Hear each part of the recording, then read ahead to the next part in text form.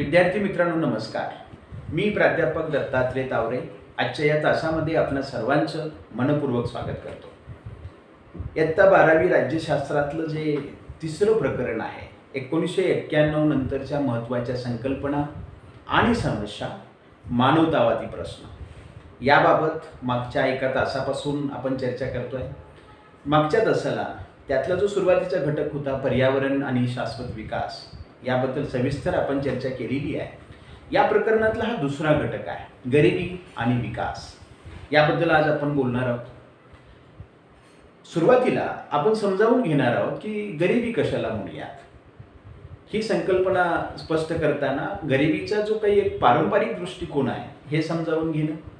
1991 नंतर गरिबीचा जो अपारंपरिक दृष्टिकोन किंवा पर्यायी दृष्टिकोन तयार झाला, जो पारंपरिक दृष्टिकोनाच्या तुलनेमध्ये व्यापक आहे, तो दृष्टिकोन आपण समजावून घेणार आहोत. संयुक्त राष्ट्र संघटना गरिबीची व्याख्या कशी करते याबाबत आपण चर्चा करणार आहोत. आणि त्याचबरोबर भारतातील गरिबी आणि विकास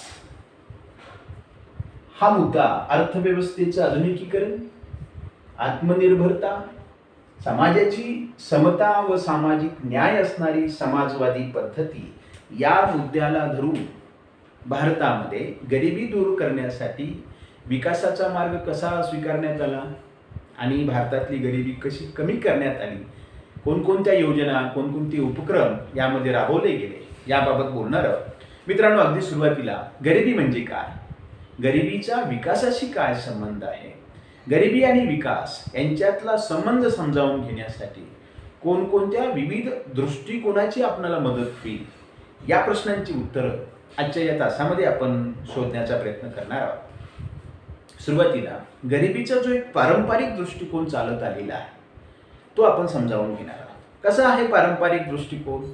पारंपरिक दृष्टिकोनाच्या मदतीनं गरिबीची व्याख्या या पद्धतीनं केली जाते की अन्न, वस्त्र, निवारा, पाणी, स्वच्छता इत्यादीचा अभाव एखाद्याच्या जीवनात असणं म्हणजे गरिबी. एखादा व्यक्ती आहे किंवा एखादं कुटुंब आहे, त्यांना अन्न, वस्त्र, निवारा, पाणी आणि स्वच्छता या गोष्टींची कमतरता आहे, या गोष्टींचा अभाव आहे, तर निश्चितच ते कुटुंब किंवा तो व्यक्ती गरीब आहे असं या दृष्टिकोनाच्या मदतीनं आपल्याला म्हणता येईल. ही व्याख्या आपण ज्यावेळेला बघतो त्यावेळेला एक गोष्ट आपल्या अशी लक्षात येते की गरिबीचा अर्थ शोधताना आर्थिक घटकाचा विचार या व्याख्येमध्ये केलेला आहे आणि या आर्थिक घटकाच्या आधारे गरिबीची व्याख्या तयार करण्यात आलेली आहे. एखाद्या व्यक्तीची, कुटुंबाची किंवा समाजाची अशी परिस्थिती असणं की जिथे लोकांना स्वतःच्या मूलभूत गरजा भागवणं देखील शक्य नाही किंवा त्या गरजा भागवणं त्यांना कठीण जात आहे, याचाच अर्थ तो व्यक्ती किंवा ते कुटुंब किंवा तो समाज हा गरीब आहे, वंचित आहे, मागासलेला आहे असं आपल्याला म्हणता येईल. ही संकल्पना व्यक्तीच्या उत्पन्नावर लक्ष केंद्रित करते. हे जीवनाचे कुठेतरी भौतिक घटकाच्या आधारे गरिबीची व्याख्या तयार करण्याचा प्रयत्न या ठिकाणी होतोय. राज्याने लोकांना जगण्यासाठी ज्या ज्या काही मूलभूत गरजा आवश्यक आहेत ते पुरवणं, त्याची पूर्तता करणं हे अपेक्षित असतं. भारतानं वेलफेअर स्टेट ही संकल्पना स्वीकारलेली आहे. वेलफेअर स्टेट याचा अर्थ आपण कल्याणकारी राज्य ही संकल्पना आपण स्वीकारलेली आहे. याचा अर्थ भारतामध्ये जे मागासलेली आहेत, पिछाडलेली आहेत, वंचित आहेत, दुर्बल आहेत, अशा व्यक्तींना आवश्यक असणाऱ्या सगळ्या गरजा, मूलभूत गरजा त्यांच्या भागल्या गेल्या पाहिजेत. ही शासनाची जबाबदारी आपण मानलेली आहे.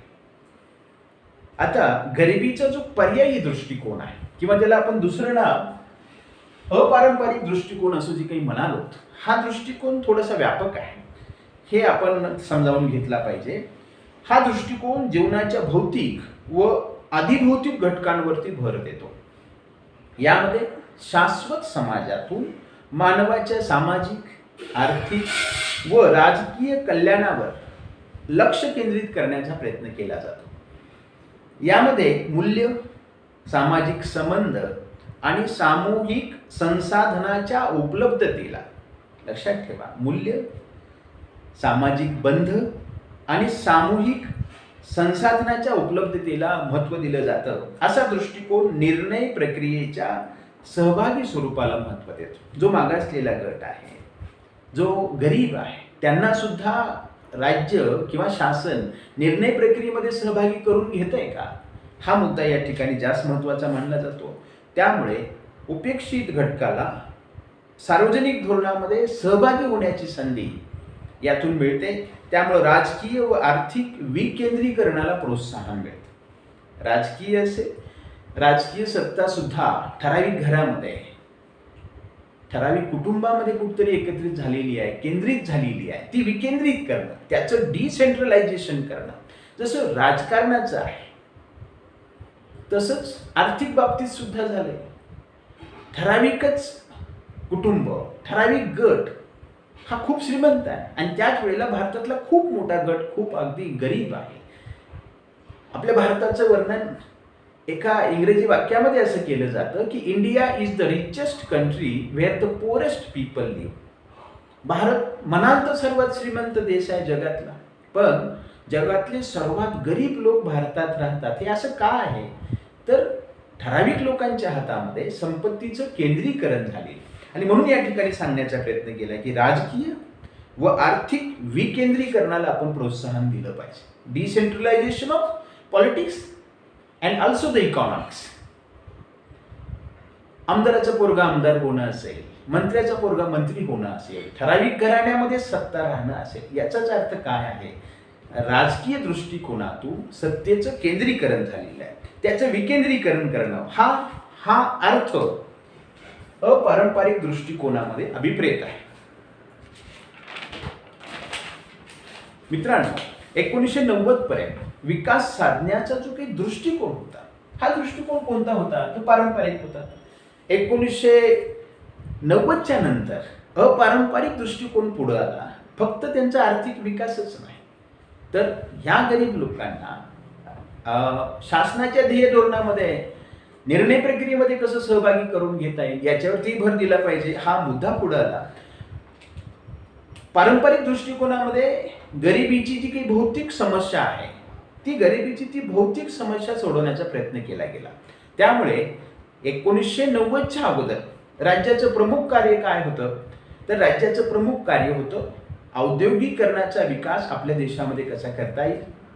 दुसरी गोष्ट, आपल्या देशात जी काही शेती आहे, कृषी आहे, या शेतीचा विकास कसा साध्य करता येईल आणि या दोन्हीच्या मदतीनं देशामध्ये आर्थिक सुबत्ता कशी निर्माण करता येईल, जेणेकरून आपल्या देशातल्या लोकांना रोजगाराची संधी प्राप्त होईल आणि प्रत्येक व्यक्तीचं जे काही दरडोई उत्पन्न आहे ते कसं वाढेल, या दृष्टिकोनातून प्रयत्न 1990च्या अगोदर केला गेला. जेणेकरून व्यक्तीचं दरडोई उत्पन्न वाढलं की ह्या दारिद्र्य रेषेखालची व्यक्ती हळूहळू गरिबीच्या बाहेर पडतील आणि त्यांचा विकास होईल, हा प्रयत्न होता. विकासाचा हा जो काही दृष्टिकोन आहे, सामाजिक व राजकीय मूल्यातून त्याच्याकडे पाहिलं जातं. विकासाचा हेतू लोकांचं कल्याण साधणं हा असतो. विकासाचा संबंध हा आर्थिक वाढीशी जोडला जातो. आता विकासाचा एक पैलू असा आहे की आर्थिक वाढ घडवून आणण्याच्या राज्याच्या प्रमुख भूमिकेवर भर देतो आणि यालाच आपण समाजवादी दृष्टिकोन म्हणूयात. आणि दुसरा दृष्टिकोन आहे खुल्या अर्थव्यवस्थेच्या विकासाला. खुली अर्थव्यवस्था याच्याबद्दल चर्चा आपण याच्या अगोदरच्या प्रकरणामध्ये, दुसऱ्या प्रकरणामध्ये यामध्ये बोललो आहोत. खुली खुल्या अर्थव्यवस्थेच्या विकासाला प्रोत्साहन देण्याच्या भूमिकेला महत्त्व देतो आणि हा भांडवलशाही दृष्टिकोन आहे. हे दोन्ही दृष्टिकोन, मग समाजवादी दृष्टिकोन असू द्यात किंवा भांडवलशाही दृष्टिकोन असू द्यात, हा पारंपरिक दृष्टिकोनाचे भाग आहेत. आता विकासाचा जो अपारंपरिक दृष्टिकोन आहे, मी मगात जसं म्हणालो, हा भौतिक आणि अधिभौतिक घटकांवरती भर देणारा आहे. हा दृष्टिकोन समाजातल्या तळागाळातल्या लोकांच्या राजकीय सहभागाला महत्त्व देतो. समाजातले जे काही तळागाळातले व्यक्ती आहेत त्यांचा सुद्धा सहभाग एकूण राजकारणामध्ये, त्यांचा सुद्धा सहभाग, राजकीय सहभाग त्यांचा असला पाहिजे, याच्यावरती हा भर देतो. जेणेकरून निर्णय प्रक्रियेमध्ये समाजातील सर्व घटकांना योग्य प्रतिनिधित्व मिळेल, हा विचार ह्या पर्यायी दृष्टिकोनामध्ये किंवा अपारंपरिक दृष्टिकोनामध्ये केलेला आहे. यामध्ये या दृष्टिकोनामध्ये उपक्रम, मानवाचे जे उपक्रम आहेत व निसर्ग यांच्यात योग्य तो समतोल साधण्याचा प्रयत्न केलेला आहे. मित्रांनो, पक्क लक्षात ठेवा, आपण जे जे काही उपक्रम राबवतो त्या उपक्रमाच्या मदतीनं आपल्या पर्यावरणाला, आपल्या निसर्गाला हानी पोहोचणार नाही, त्याचा ऱ्हास होणार नाही याचा प्रयत्न आपण करायला हवा. जर तसं झालं, त्याचा जर ऱ्हास झाला, निसर्गाला हानी पोहोचली, तर निश्चितच हा जो काही उपक्रम आहे आपल्याला विनाशाच्या दिशेने घेऊन जाणार आहे. आणि म्हणून मानवी उपक्रम आणि निसर्ग यांच्यात समतोल साधला गेला पाहिजे. शाश्वत विकासाच्या संकल्पनेला हा अपारंपरिक दृष्टिकोन प्रोत्साहन देतो, प्रेरित करतो. सध्याच्या काळात विकासाची जी संकल्पना आहे, आपण जर थोडक्यात मांडायचं म्हणलं तर ही विकासाची संकल्पना हा अपारंपरिक दृष्टिकोन, समता, सहभाग. समता म्हणजे देशातल्या प्रत्येक व्यक्तीला समतापूर्ण वातावरण पुरवणं, समतेच्या तत्वानं त्यांना वागणूक देणं. सहभाग, प्रत्येकाचा सहभाग असला पाहिजे ह्या सुशासनामध्ये. सबलीकरण, त्यांना एम्पावर करणं, त्यांना सक्षम बनवणं. तसेच शाश्वतता या तत्वांना आजच्या या अपारंपरिक दृष्टिकोनामध्ये महत्त्व प्राप्त झालेलं आहे. संयुक्त राष्ट्राच्या आर्थिक व सामाजिक परिषदेने, त्याला आपल्याला इकॉनॉमिक अँड सोशल काउन्सिल जे आहे संयुक्त राष्ट्रांनी, त्यांनी गरिबीची जी व्याख्या केली आहे ती व्याख्या अशी आहे: गरिबी म्हणजे योग्य संधी व पर्यायांचा अभाव तसेच मानवी प्रतिष्ठेचे उल्लंघन. 3 मुद्दे सांगितलेत बघा. एक तर योग्य संधी नसणं म्हणजे गरिबी, योग्य पर्यायांचा अभाव असणं म्हणजे गरिबी, आणि दुसरी गोष्ट मानवी प्रतिष्ठेचं उल्लंघन म्हणजे समाजातल्या काही घटकांना मानवी प्रतिष्ठा नसणं, त्यांना समतापूर्ण वातावरण नसणं म्हणजे गरिबी, असा याचा अर्थ आपल्याला घेता येईल. या व्याख्येला अधिक स्पष्ट करण्यासाठी याचा अर्थ आपल्याला असा सांगता येईल की समाजामध्ये प्रभावीपणे भाग घेण्याच्या क्षमतेचा अभाव, म्हणजे समाजातले काही घटकांना समाजामध्ये प्रभावीपणे भाग घेतला जाऊ देत नाही. दुसरा, कुटुंबाच्या अन्न व वस्त्र या मूलभूत गरजा पुरवण्या इतक्या संपत्तीचा अभाव. अन्न, वस्त्र, आता आपण पारंपरिक दृष्टिकोनामध्ये यामध्ये बोललोच आहोत. तसेच शाळा किंवा दवाखाने नसणे, अन्न उत्पादनासाठी पुरेशी जमीन नसणे, त्याचबरोबर रोजगार नसणे, कर्ज मिळवण्या इतकी पत नसणे, या सगळ्या बाबी म्हणजे तो व्यक्ती गरीब आहे असं आपल्याला सांगता येईल. ज्याच्याकडं समाजामध्ये प्रभावीपणे भाग घेण्याची क्षमता नाही, कुटुंबाच्या अन्न व वस्त्र या मूलभूत गरजा पुरवण्या इतकी संपत्ती नाही, शाळा किंवा दवाखाने याचा अभाव आहे, त्याचबरोबर अन्न उत्पादनासाठी पुरेशी जमीन नाही, रोजगार नाही, कर्ज मिळवण्याची पत नाही. गरिबी म्हणजे व्यक्तीची, कुटुंबाची तसेच समाजाची असुरक्षितता आणि दुर्बलता. ही सुद्धा व्याख्या इकॉनॉमिक अँड सोशल काउन्सिलनं मांडलेली आहे. त्यांच्या मते गरिबी म्हणजे व्यक्तीची, कुटुंबाची तसेच समाजाची असुरक्षितता, म्हणजे सर्व अंगानं तो व्यक्ती, ते कुटुंब असुरक्षित आहे आणि दुर्बल आहे. आणि ज्यावेळेला एखादं कुटुंब, एखादा व्यक्ती दुर्बल असतो, तो निश्चितच हिंसेला बळी पडण्याची शक्यता जास्त असते. आणि म्हणून अशा कुटुंबाला दुर्लक्षित परिस्थितीमध्ये जीवन जगावं लागतं. त्यांना स्वच्छ पर्यावरण, स्वच्छ पाणी आणि आरोग्याचा अभाव असतो. आणि म्हणून हे कुटुंब अनेक बाबीला बळी पडू शकतं. संयुक्त राष्ट्र संघटनेच्या मते गरिबी म्हणजे शाश्वत जीवनासाठी मिळकतीचा व उत्पादन साधनांचा अभाव. म्हणजे संयुक्त राष्ट्र संघटनेनं आणखी एक व्याख्या मांडली, गरिबी म्हणजे शाश्वत जीवनासाठी मिळकतीचा व उत्पादन साधनांचा अभाव असणं. या पलीकडे जाऊन गरिबी म्हणजे काय, या पलीकडे जाऊन संयुक्त राष्ट्र संघटनेनं हे सांगण्याचा प्रयत्न केला. गरिबी म्हणजे उपासमार, कुपोषण, शिक्षणाचा अभाव, इतर मूलभूत सोयी सुविधांची कमतरता, सामाजिक भेदभाव, निर्णय प्रक्रियेतील सहभाग नसणं. हे शेवटचे 2 मुद्दे जास्त महत्त्वाचे आहेत बघा. सामाजिक भेदभाव असणं, निर्णय प्रक्रियेतील सहभाग नसणं. ह्या गरीब लोकांचा, गरीब कुटुंबाचा निर्णय प्रक्रियेत त्यांचा सहभाग नसणं. संयुक्त राष्ट्राच्या आमसभेनं आता ही गरिबी दूर करण्यासाठीचे त्यांचे प्रयत्न कसे आहेत बघा. गरिबीची व्याख्या सांगण्याचा प्रयत्न केला आणि ही गरिबी कमी करण्यासाठी 1997 ते 2006 हे जे काही 10 वर्ष आहे, हे दशक संयुक्त राष्ट्र दारिद्र्य निर्मूलनाचं पहिलं दशक म्हणून घोषित करण्यात आलं.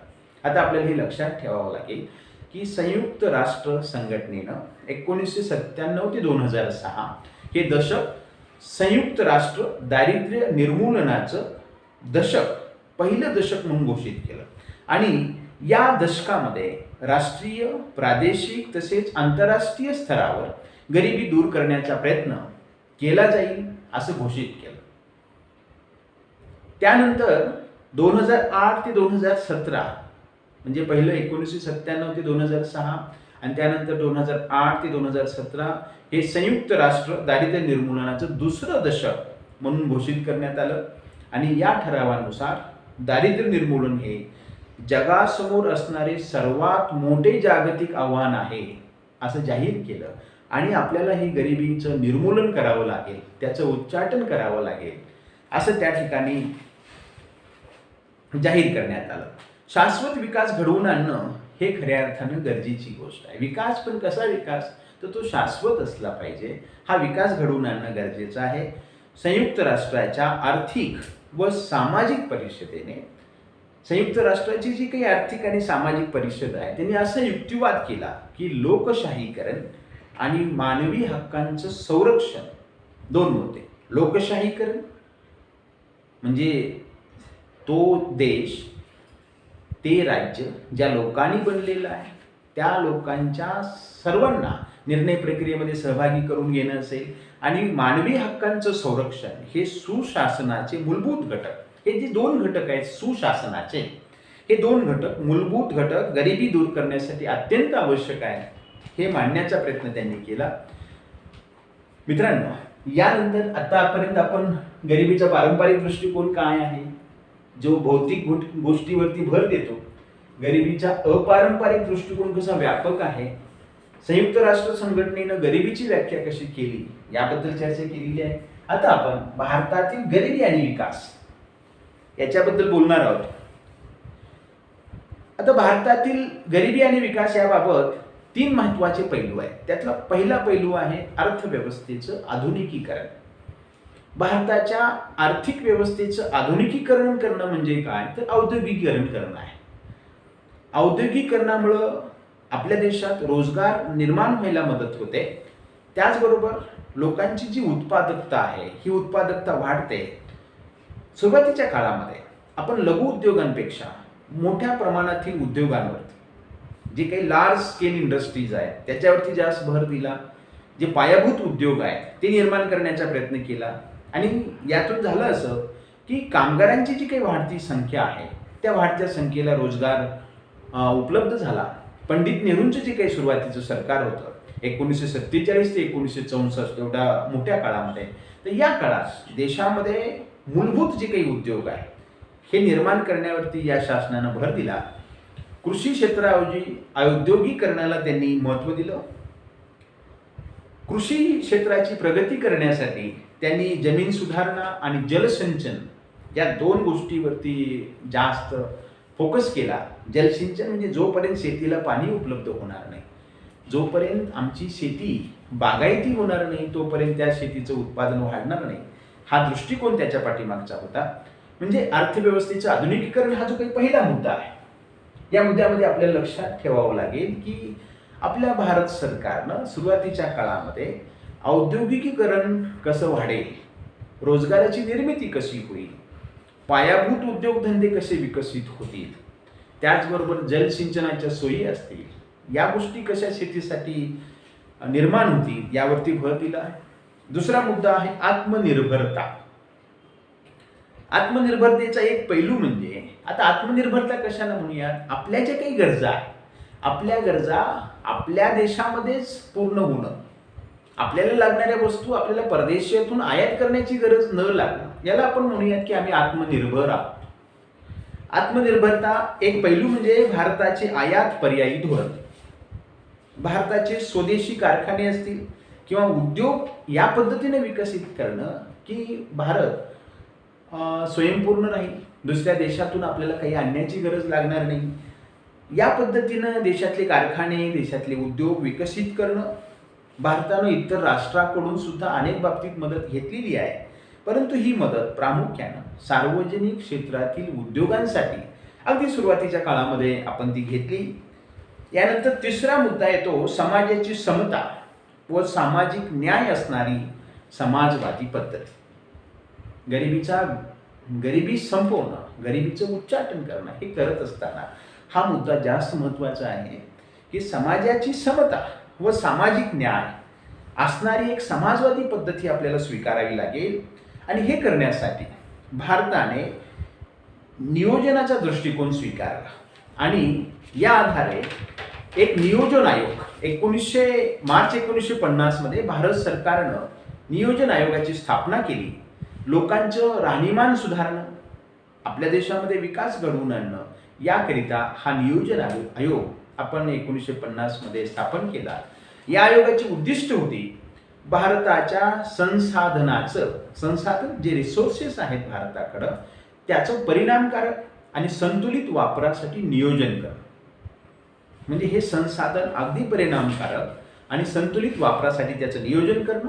या नियोजन आयोगाने देशाच्या विकासासाठी पंचवार्षिक योजना तयार करायला सुरुवात केली आणि या पंचवार्षिक योजनेच्या मदतीनं सार्वजनिक जे काही क्षेत्र आहे त्याच्यातील उद्योगाला आपण जास्त अधिक महत्त्व दिलं.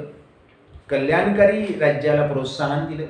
कल्याणकारी राज्य म्हणजे जो पिछाडलेला मागासलेला वर्ग आहे देशातला त्यांचं कल्याण कसं होईल, त्यांच्या मूलभूत गरजा कसं भागतील यावरती भर देण्याचा प्रयत्न केला. रोजगार निर्मिती कशी होईल, जास्तीत जास्त रोजगार कसा निर्माण होईल हा प्रयत्न या योजनेच्या माध्यमातून, पंचवार्षिक योजनेच्या माध्यमातून आपण केला. या सर्वांच्या मदतीनं देशातलं जे काही दारिद्र्य आहे ते निर्मूलन व्हायला मदत झाली. मित्रांनो, नंतरच्या काळामध्ये 1 जानेवारी 2015ला नियोजन आयोगाच्या जागी आपण नीती आयोग, त्याचा लॉंग फॉर्म इंग्लिशमध्ये आपल्याला असं सांगता येईल, national institution for transforming India. National N, institution I, ट्रान्सफॉर्मिंगचं टी अँड इंडियाचं आय म्हणजे नीती. हा जो काही नीती आयोग आहे हा 1 जानेवारी 2015ला आपण या जागी आपण तयार केला. आणि याचं कार्य काय होतं तर भारत सरकारचा एक विचार गट म्हणून हा नीती आयोग काम करेल आणि सरकारला दिशा दाखवण्याचं काम, वेळोवेळी धोरणात्मक सल्ला देण्याचं काम हा नीती आयोग करेल असं त्या ठिकाणी ठरवण्यात आलं. मित्रांनो, 1960चं दशक आहे. या दशकात आपण शेती विकासावर थोडंसं लक्ष केंद्रित केलं. याचं कारणही असं होतं की भारत स्वतंत्र झाला, पण स्वतंत्र झाल्यानंतर सुद्धा आपण अन्नधान्याच्या बाबतीत स्वयंपूर्ण नव्हतो. बऱ्याच गोष्टी अन्नधान्य जे काही आहे ते आपल्याला दुसऱ्या देशातून, अमेरिकेतून काही वेळेला गहू आयात करावा लागत होता, धान्य दुसऱ्या देशातून आयात करावं लागत होतं. म्हणून 1960च्या दशकामध्ये आपण शेती विकासावर लक्ष केंद्रित केलं आणि जेणेकरून हे जे अन्नधान्य आपण आयात करतोय ते बंद होईल. जास्त उत्पन्न देणाऱ्या जातींच्या बियाणांचा आपण विकास करायला प्रयत्न केला, त्यासाठी प्रयत्न करायला लागलो. कृत्रिम खत असेल, कीटकनाशकांची निर्मिती करून त्यांचं वितरण कसं आपल्याला साध्य करता येईल, शेतकऱ्यांमध्ये त्याचं वितरण कसं करता येईल, जास्तीत जास्त उत्पन्न आपल्याला कसं काढता येईल या दृष्टीनं प्रयत्न व्हायला लागला. सिंचनाच्या नवनवीन आधुनिक पद्धतीचा आपण विस्तार केला. यामुळं कृषी उत्पादनामध्ये त्या दशकामध्ये 1960 ते 70च्या दशकामध्ये कृषी उत्पादनात वाढ झाली व भारताला अन्नधान्यात स्वयंपूर्ण बनवण्यामध्ये ही जी काही चळवळ आहे, हा जो काही प्रयत्न आहे तो यशस्वी ठरला. आपलं उद्दिष्ट पूर्ण झालं आणि त्यामुळंच याला आपण भारताची एक हरित क्रांती म्हणूया. एक हरित क्रांती आपण या माध्यमातून साध्य केली. यानंतर आर्थिक विकासाच्या जोडीनं जो काही सामाजिक न्याय साधण्याचा प्रयत्न आहे, सामाजिक न्याय व समतेवर आधारित विकास हे भारताचं एक धोरण आहे. सामाजिक न्याय व समतेवर आधारित विकास. मी मगाचे वाक्य म्हणालो की India is the richest country where the poorest people live. म्हणजे आपल्याला कुठेतरी न्याय निर्माण करावा लागेल, सामाजिक न्याय निर्माण करावा लागेल, लोकांमध्ये समता निर्माण करावी लागेल, ह्या संपत्तीचं विकेंद्रीकरण करावं लागेल. हा मुद्दा या ठिकाणी विकास नियोजनाच्या सुरुवातीच्या टप्प्यामध्ये विकासाचं जे काही नियोजन आहे 1950 पासून सुरू झालेलं, अगदी सुरुवातीच्या टप्प्यामध्ये सार्वजनिक क्षेत्र उद्योगांची उभारणी करण्याचा प्रयत्न शासनाने केला. 1960च्या त्या दशकामध्ये शेतीवरती आपण भर दिला. कृषी उत्पन्न कसं वाढेल, अन्नधान्याच्या बाबतीत भारत स्वयंपूर्ण कसा होईल, हा प्रयत्न आपण त्या काळात केला. 1980च्या दशकामध्ये विकासाच्या धोरणातील ज्या काही राहिलेल्या त्रुटी आहेत, ह्या त्रुटी आपण भरून काढण्याचा प्रयत्न केला. आणि मित्रांनो, 1991च्या नंतर भारताने विकासाचा जे काही समाजवादी प्रतिमान आपण स्वीकारलं होतं, ते समाजवादी प्रतिमान सोडून भारतानं आर्थिक उदारीकरण आणि सार्वजनिक क्षेत्राचं खाजगीकरण घडवून आणलं. ही खूप मोठं पाऊल 1991च्या त्या काळामध्ये आपण घेतलं. आपण समाजवादी प्रतिमान नाकारलं आणि आर्थिक उदारीकरण असेल किंवा सार्वजनिक क्षेत्राचं खाजगीकरण करण्याचं धोरण असेल, हे स्वीकारलं. या सुधारणांमुळे भारतीय अर्थव्यवस्थेमध्ये बरेच बदल झाले. भारताची आर्थिक व औद्योगिक वाढ व्हायला यामुळे मदत झाली. भारत एक स्थिर आर्थिक सत्ता असलेला एक देश बनला. आत्ताचं विकासाचं धोरण कसं आहे हे आपण समजावून घेऊया. खाजगी क्षेत्राला उत्पादन वाढवण्यासाठी सध्या आपण प्रेरित करतोय. कोणत्या क्षेत्राला? तर खाजगी क्षेत्राला. नंबर 2, रोजगार कसा वाढेल यासाठी सातत्यानं आपण प्रयत्न करतोय. समाजाच्या मिळकतीची पातळी आपण वाढवण्यासाठी प्रयत्नरत आहोत. आणि या सर्व गोष्टींचा परिणाम असा झाला की 2018मध्ये संयुक्त राष्ट्र विकास कार्यक्रम आणि Oxford poverty and human development initiative यांनी प्रसिद्ध केलेल्या निर्देशांकानुसार भारतामध्ये गरिबीचं प्रमाण 2005-06 आणि 2015-16 याच्या दरम्यान अर्ध्यावरती आलेलं आहे. ही एक आनंददायी गोष्ट आहे. आपलं गरिबीचं प्रमाण 2005-06 ते 2015-16 या काळामध्ये आपण अर्ध्यावरती आणू शकलो. 54.7% पासून 27.5% पर्यंत आपण खाली आणलेलं आहे.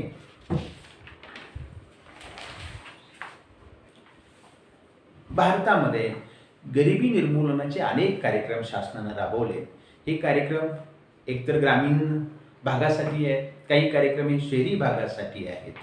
परंतु बहुतांश कार्यक्रम हे ग्रामीण भाग डोळ्यासमोर ठेवून त्या भागातली गरिबी कशी दूर करता येईल यासाठी राबवली गेल्याचं आपल्याला बघायला मिळतंय. ग्रामीण भागात एकतर गरिबीचं प्रमाण शहरी भागाच्या तुलनेमध्ये जास्त आहे. यासाठी राबवले गेले जे कार्यक्रम आहेत, त्यातला पहिला कार्यक्रम आपल्याला असा सांगता येईल की जवाहर ग्राम समृद्धी योजना. मित्रांनो, जी काही जवाहर रोजगार योजना होती, जी योजना 1989ला सुरू झाली होती आणि याचा उद्देश होता की ग्रामीण भागामध्ये रोजगाराची उपलब्धता निर्माण करणं. याच योजनेला त्याचंच एक सुधारित रूप म्हणून आपल्याला जवाहर ग्राम समृद्धी योजनेकडे बघता येईल. ही योजना 1 एप्रिल 1999ला सुरू झाली. म्हणजे त्या काळामध्ये ते 9वी पंचवार्षिक योजना चालू होती. त्या काळात जवाहर ग्राम समृद्धी योजना सुरू झाली आणि याचं उद्दिष्ट होतं ग्रामीण भागातील विविध भागामध्ये पायाभूत सोयी सुविधा उपलब्ध करणं. उदाहरणार्थ रस्ते निर्माण करणं, शाळा उपलब्ध करून देणं, दवाखाने असतील इत्यादी काही विकास आहे, या पायाभूत सोयी सुविधा त्या भागामध्ये उपलब्ध करून देणं हे जवाहर ग्राम समृद्धी योजनेचं उद्दिष्ट होतं. यानंतरचा कार्यक्रम आहे एकात्मिक ग्रामीण विकास कार्यक्रम. पहिल्यांदा हा कार्यक्रम 1978-79 मध्ये सुरू झाला. या कार्यक्रमाचं उद्दिष्ट होतं ग्रामीण भागातल्या लोकांना स्वयंरोजगारांच्या संधी उपलब्ध करून देणं. यानंतरची योजना आहे प्रधानमंत्री ग्रामीण आवास योजना. 1985 मध्ये ही योजना सुरू झाली.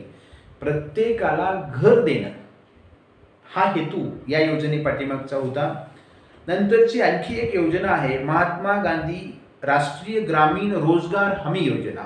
योजना सुरू झाली 2005 मध्ये आणि प्रत्येक ग्रामीण कुटुंबाला दरवर्षी 100 दिवस रोजगार, किमान 100 दिवस रोजगार उपलब्ध करून देणं हा या योजने पाठीमागचा हेतू होता. आता अलीकडच्या काळात सुरू झालेली 2014 मध्ये सुरू झालेली योजना आहे संसद आदर्श ग्राम योजना. या योजनेनुसार प्रत्येक खासदारानं 3 गावांना दत्तक घ्यायचंय, त्या 3 गावाच्या विकासाची जबाबदारी स्वीकारायची आणि त्या 3 गावांना एक आदर्श गाव म्हणून पुढं आणायचं आहे. 2019 पर्यंत त्याने हे काम करणं अपेक्षित होतं. हेतू होता भारताच्या ग्रामीण भागामध्ये सोयी सुविधांचा विकास करणं.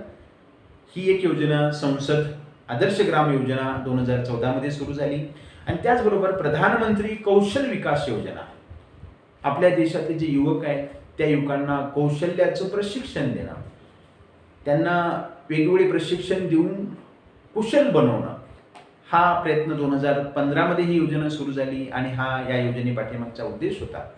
मित्रांनो, आजच्या आपण या तासामध्ये गरिबी आणि विकास या मुद्द्याला धरून चर्चा केली. गरिबी कशाला म्हणूयात, त्याचा पारंपरिक दृष्टिकोन काय आहे, 1991 नंतर निर्माण झालेला एक व्यापक असा अपारंपरिक दृष्टिकोन गरिबीचा काय आहे, गरिबीची संयुक्त राष्ट्र संघटनेनं काय व्याख्या केलेली आहे, भारत आणि गरीब आणि गरिबी आणि विकास यावरती अगदी बारकाईने आपण चर्चा केलेली आहे. निश्चितच हा घटक तुम्हाला समजला असेल अशी अपेक्षा व्यक्त करतो आणि थांबतो. धन्यवाद.